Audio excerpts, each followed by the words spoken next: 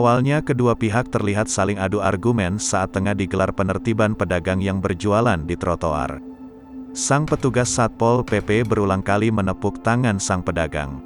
Tak terima dan merasa terganggu dengan tepukan itu, sang pedagang langsung memukul balik anggota Satpol PP itu dan kemudian anggota Satpol PP itu balas menamparkan sang pedagang.